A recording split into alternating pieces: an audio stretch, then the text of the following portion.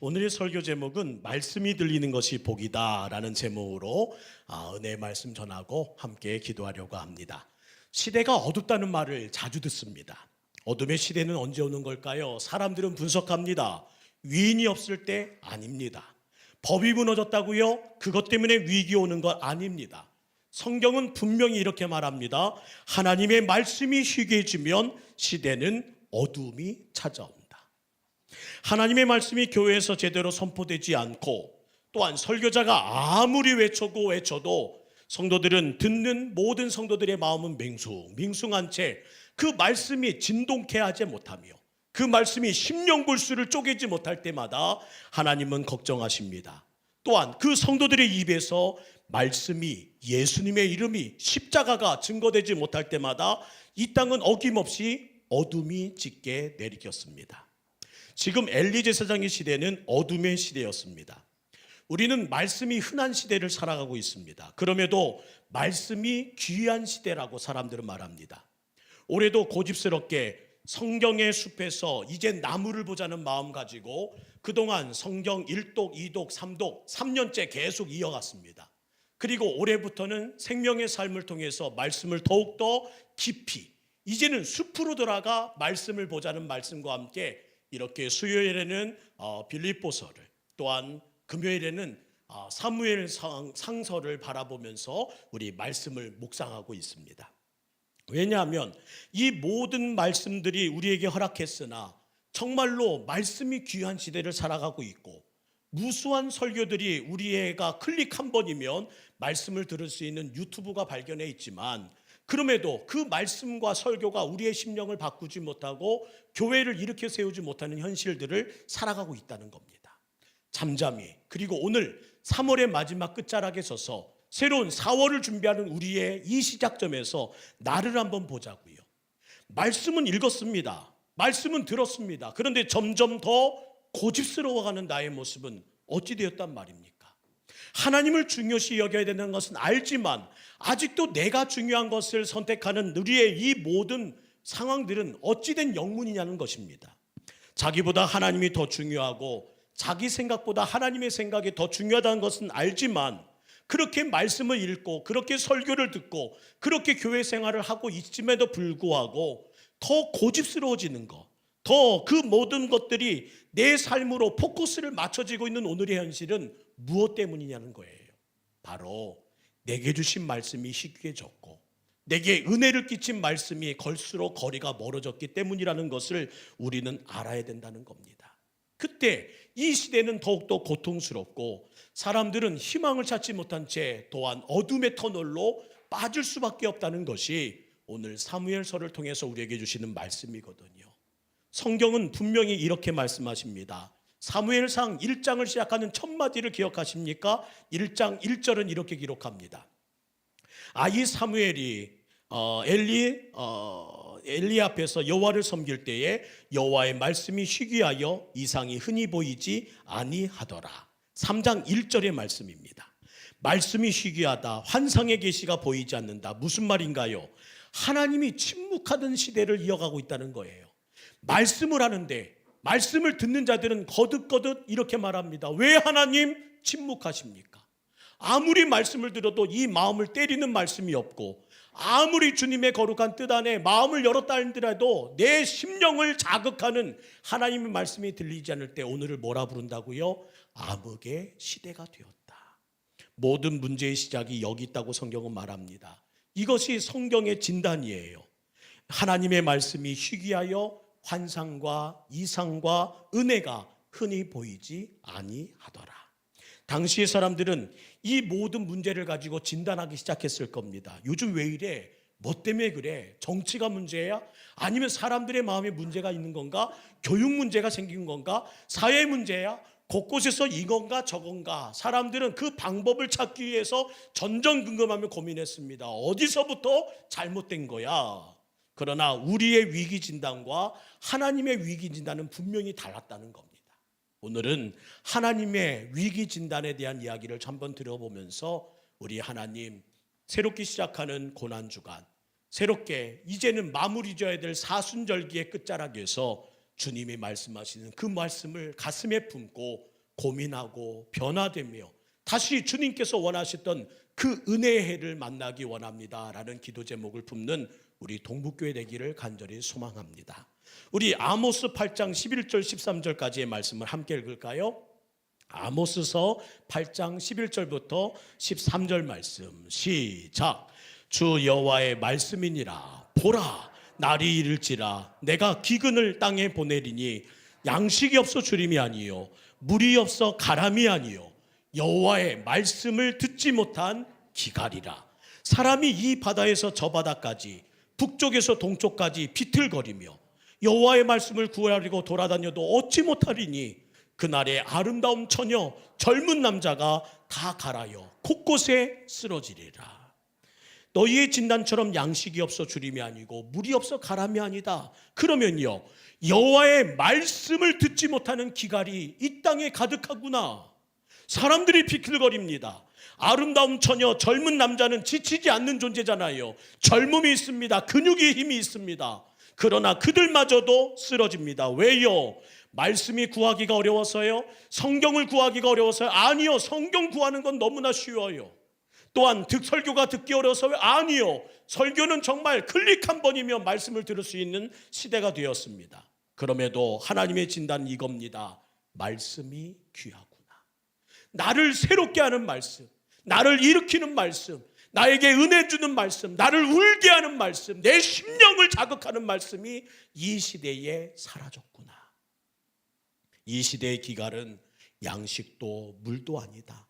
그런데 말씀의 기갈을 해결해야 될 우리들은 또한 어떤지요?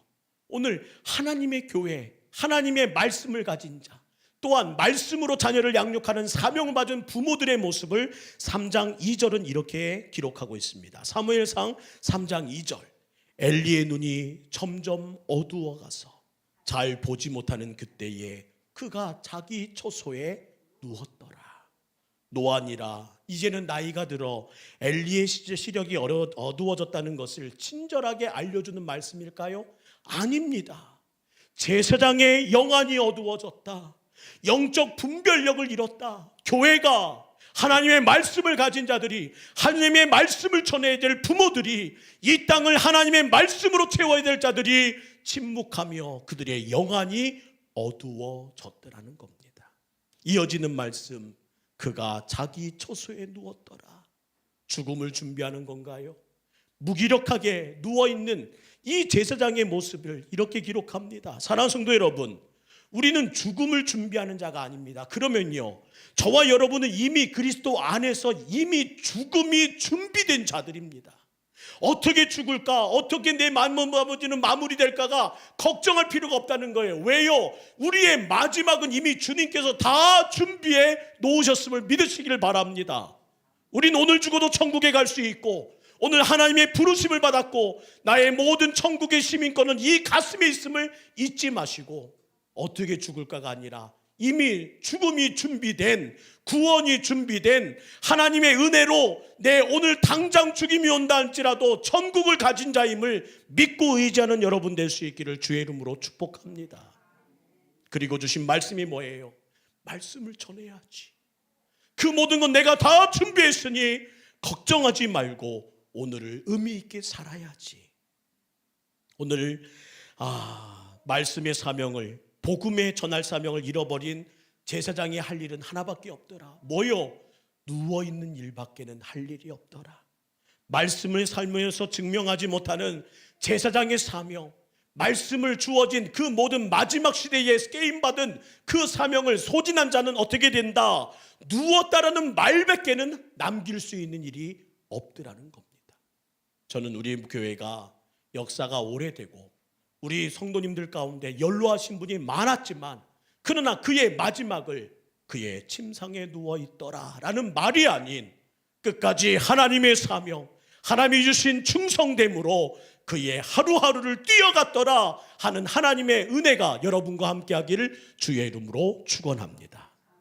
그럴 때에 주님 이렇게 말씀하십니다. 사무엘상 3장 3절입니다. 하나님의 등불은 아직 꺼지지 아니하였노라.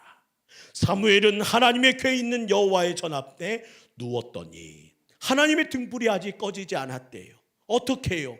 말씀의 사람을, 사명의 사람을 다시 세움으로 하나님은 시대를 깨우고 하나님의 꿈과 하나님의 말씀에 희귀한 이 기가를 치료하기 위한 하나님의 프로젝트를 시작하셨다는 겁니다. 그 인물이 누구요? 사무엘. 저는 우리 교회의 사무엘 세대에 하나님의 영적 부흥이 일어날 수 있기를 간절히 원합니다. 우리 부모님의 세대 가운데 지나간 일들이 사무엘처럼 하나님의 왕을 준비하고 하나님이 세우신 명령대로 이스라엘을 이끌어가는 영적 지도자로서 부모의 사명을, 어미의 사명을 다할 수 있는 여러분 되기를 주의 이름으로 축복합니다. 지금 엘리와 대조적으로 사무엘을 비교하면서 우리의 삶을 다시 한번 비교해 보라는 거예요. 너는 엘리의 길을 걸어가고 있니? 아니면 사무엘의 길을 걸어가고 있니? 이 시대도 마찬가지입니다.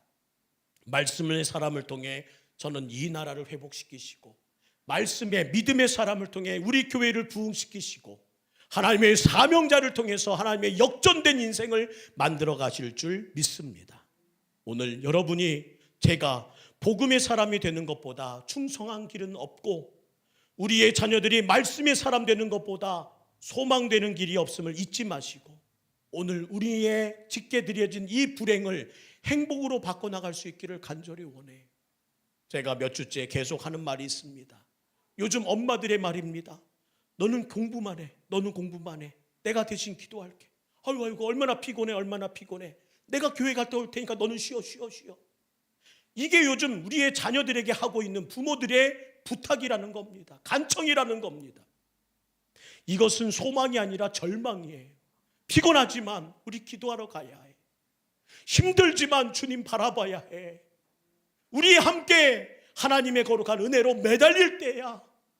어른들이 그 말해야 되는 걸 잊지 마시고 여러분의 입술에서 진정 하나님이 원하시는 하나님의 언어가 선포되기를 주의 이름으로 부탁드립니다.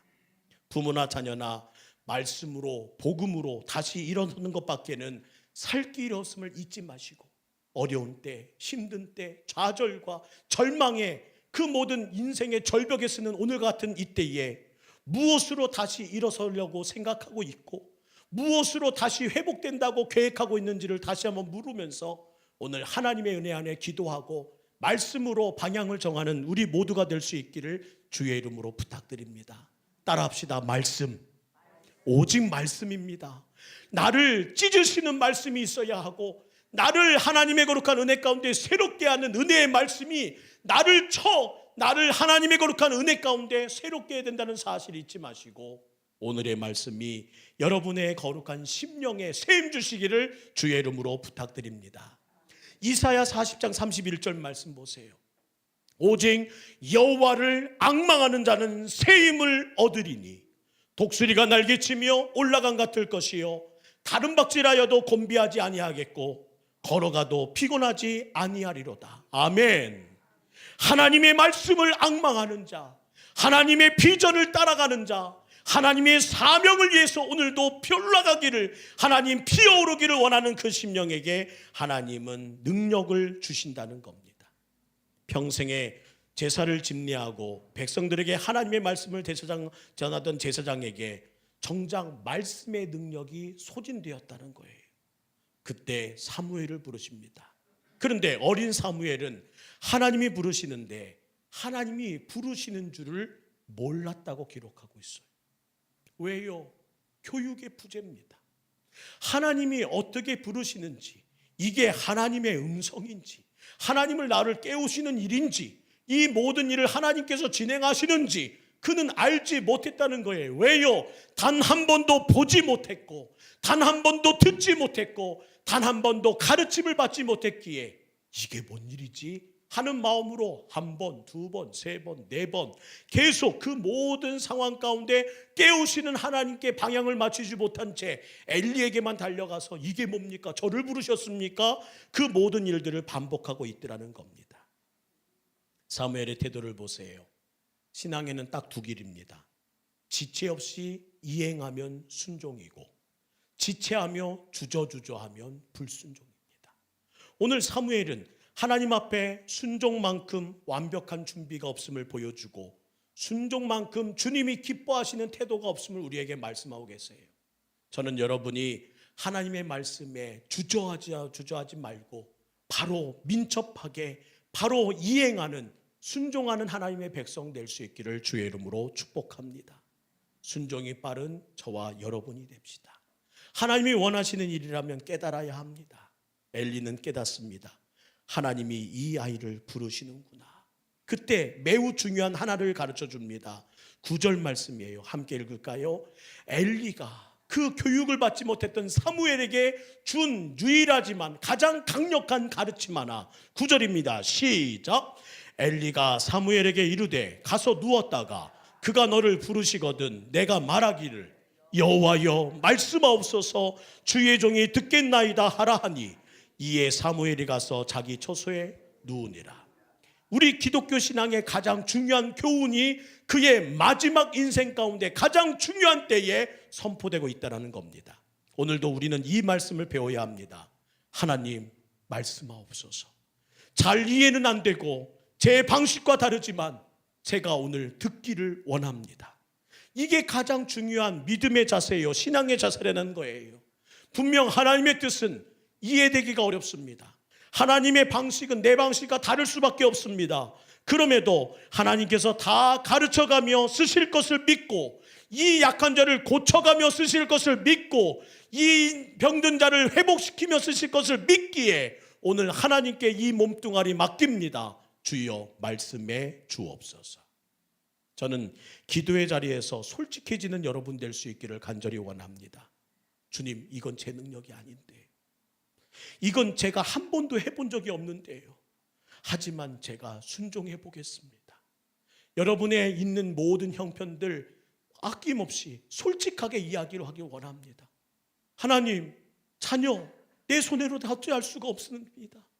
아버지, 이 모든 일들을 부담스럽게도 강단에서 성단에서 계속 전도에 대한, 가족 구원에 대한, 인척과 친척에 대한 영혼 구원을 위한, 오늘도 주님께서 원하시는 것이 영혼 구원의 사명이라는 것을 말씀해 주시지만, 주여 이거는 제가 할 수 있는 능력 밖인데요.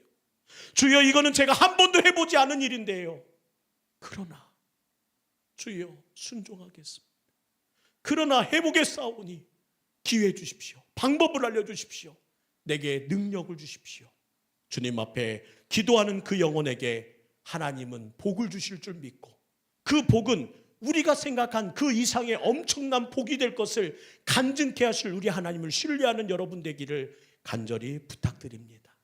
오늘 하나님이 말씀을 듣지 못하는 이 기갈이 어둠의 시대를 건져낼 사람이 없는 오늘의 비극이 이 땅에 가득함을 잊지 마시고 제발 주여 순종하겠습니다. 주여 내 힘 바뀌지만 내 능력 바뀌지만 나를 쓰시겠다면 주여 그 말씀 듣겠습니다 하는 마음 가지고 주님 앞에 한번 머리 조아려 사무엘이 드렸던 그 고백을 오늘 밤 드려질 수 있는 여러분 되기를 원합니다.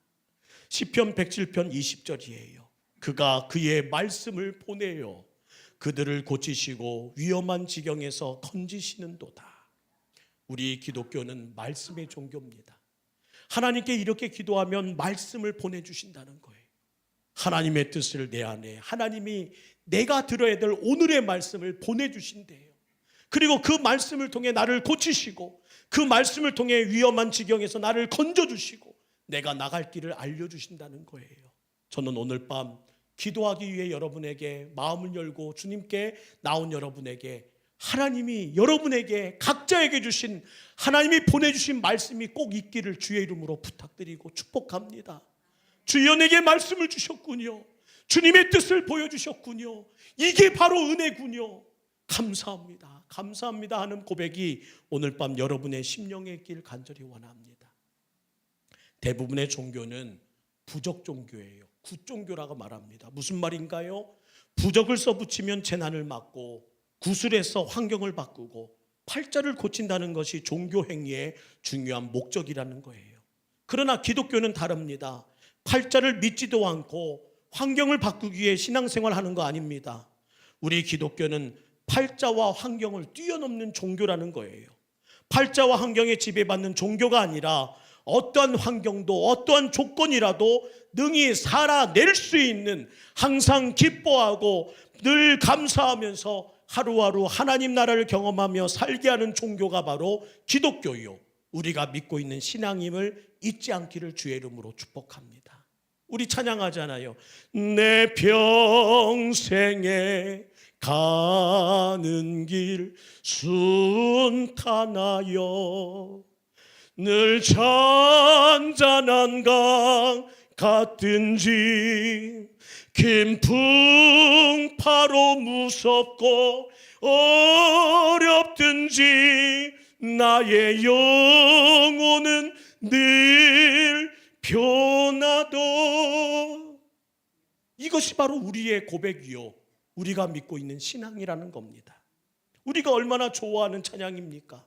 잔잔한 강 같든지 큰 풍파로 무섭고 어렵든지 그 환경에 지배받지 않고 나와 함께 하시는 주님에 인해서 내 마음은 늘 평안함을 고백하는 것, 팔자와 환경에 지배받지 않고 늘 하나님의 은혜로 새 마음을 갖고 나아갈 수 있는 우리의 신앙을 붙들고 나가는 여러분 되기를 주의 이름으로 축복합니다. 이것이 바로 우리의 신앙이라는 거예요. 하나님이 함께 하시면 어떤 환경도 어떤 조건도 능히 뛰어넘을 수 있음을 믿습니다. 구원할 수 있음을 믿고, 승리할 수 있음을 믿고, 역전시킬 수 있음을 믿고, 변화시킬 수 있음을 믿고, 하나님의 거룩한 은혜 가운데 모든 것이 해결될 줄을 믿고 나가는 것, 그것이 바로 우리의 간증되기를 주의 이름으로 축복합니다. 이 모든 것을 믿고 나갔더니 사도 바울이 하는 고백을 우리의 입술로 한번 볼까요? 빌립보서 4장 12절, 믿고 나간 자, 이 모든 풍파를 이겨낸 자의 마지막 고백을 12절 이렇게 고백합니다. 시작.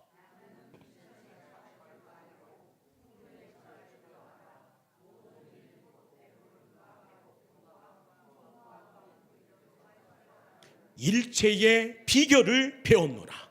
비천에 처할 줄도 알고 풍부에 처할 줄도 알아. 그 모든 환경에 나는 구애받지 않는다. 이것이 바로 사도 바울의 승리의 고백이요, 간증이었다는 겁니다. 언제나 잘 살 수 있습니다. 이것이 저와 여러분의 삶이라는 거예요. 이어 하박국 선지자의 고백도 마찬가지였습니다. 하박국 3장 17절 18절 말씀, 이렇게 믿음으로 하나님께 모든 것을 맡기고 평안을 누린 자의 마지막 고백을 우리 함께 읽어볼까요? 시작. 포도나무에 열매가 없으며 감람나무에 소출이 없으며 밭에 먹을 것이 없으며 우리의 양이 없으며 외양간에 소가 없을지라도 나는 여호와로 말미암아 즐거워하며 나의 구원의 하나님으로 말미암아 기뻐하리로다. 이것이 바로 기독교 신앙의 핵심인 줄 믿습니다. 사랑하는 성도 여러분, 기독교를 제대로 알고 신앙생활 하셔야 합니다. 기독교는 더 나은 환경에서 살고자 믿는 종교가 아닙니다. 우리는 하나님 나라를 믿고 구원을 믿는 하나님의 백성들입니다. 하나님의 나라는 세상의 어떤 환경과도 비교할 수 없는 좋은 곳이며, 이 세상의 환경이 좋고 나쁘고가 우리를 좌우할 수 있는 것이 아니라는 거예요. 우리는 이미 죽음이 준비된 자요, 오늘 죽어도 더 좋은 저 천국이 우리에게 허락된 하나님의 백성이라는 겁니다. 그래서 말할 수 있다는 거예요. 무엇이 그렇게 중요한디, 그것이 무엇이 중요한디 말할 수 있는 우리의 삶이 된다는 겁니다. 가장 좋은 하나님의 나라를 소유한 사람인데 이 땅이 좋으면, 이 땅이 좀 나쁘면 어떻다는 거예요? 조금 불편할 뿐입니다. 이 신앙이 우리 동북교회 모든 성도들과 우리 모든 청년들과 우리의 다음 세대에게 담대함을 선물하는 주의 믿음이 되길 주의 이름으로 축원합니다. 우리는 이 세상 나라를 꿈꾸고 사는 사람이 아니라 저 하늘나라를 꿈꾸는 사람들입니다. 맞잖아요. 하나님 바라보며 주님의 천국 바라보며 가는 사람들인데 왜 이 땅의 모습에 전전긍긍하며 그렇게 살아갑니까? 외양간 송아지를 그렇게 부풀리려 하고, 왜 포도나무의 그 모든 포도의 소출을 그렇게 주렁주렁 열리게 하려고 그렇게 안간힘을 쓰고 계시냐는 겁니다. 이사야 11장 9절 하반절은 오늘 우리에게 이렇게 말씀하십니다. 물이 바다 덮음 같이 여호와를 아는 지식이 세상에 충만할 것이니 그때 하나님 나라가 된다. 그때 하나님의 사람이 된다. 그때 하나님이 이끄시는 인생이 된다. 그때 바로 천국을 경험할 수 있게 된다. 여호와를 아는 지식이 바로 하나님의 말씀 아닌가요? 기독교는 말씀의 종교요. 오늘 우리가 회복해야 될 것은 이렇게 듣는 설교의 한 설교가 아니라 이 설교 가운데 나의 심령을 때리는 하나님의 말씀이 꼭 있어야 된다는 거예요. 내게 주신 하나님의 레마, 하나님이 주신 말씀, 나의 심령을 건드리시고 나를 흥분케 하며 나를 찔리게 하고 나의 마음을 고개 숙이게 하는 하나님의 말씀이 있는가? 그것이 중요하다는 겁니다. 하나님의 거룩한 은혜 안에서 오늘도 내 사고방식과 내 모든 갈 길이 정해지기를 원합니다. 좁은 길로 가라 하고 십자가를 지라 하시니 나는 하기 싫은데 전도하라고 하시니 그 길을 가기가 쉽지 않습니다. 그러나 주의 말씀 순종하면 엄청난 하나님의 축복이 물밀듯 우리 삶에 임할 걸 믿기 때문에 오늘도 이 마음을 자극하시는 하나님의 말씀을 따라 살아가겠습니다. 믿어 보겠습니다. 걸어가 보겠습니다 하는 여러분의 거룩한 즉각적인 지체하지 말고 하는 순종이 여러분의 삶 가운데 있기를 간절히 부탁드립니다. 그러므로 목사는 순교할 각오로 말씀을 준비해야 하고 성도는 들리는 말씀을 받고 순종하기 위하여 나를 뜨끔뜨끔하게 하는, 나를 흥분시키며 나에게 도전하시는 하나님의 그 말씀 앞에 살아내기 위한 각오하는 것, 그것이 오늘 이 밤에 주시는 하나님의 은혜인 것을 잊지 마시고 오늘의 제목을 꼭 기억해 주세요. 말씀이 들리는 것이 복입니다. 말씀이 들리는 것이 복이에요.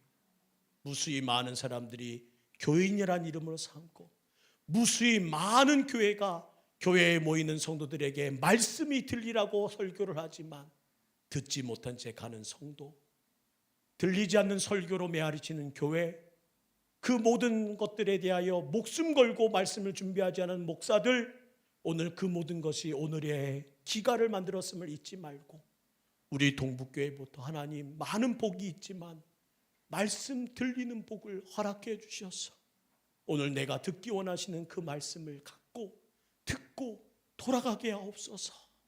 주여, 많은 것 필요하지 않습니다. 단 하나만의 은혜라도 내 안에 머물게 하여 주사 그 말씀이 나를 흥분시켜 만나는 가족에게, 만나는 우리 모든 지인들에게, 만나는 소중한 사람들에게 꼭 전할 수 있는 말씀이, 꼭 전하고 싶은 마음이 내 마음에 있도록, 말씀이 있도록 도와주십시오.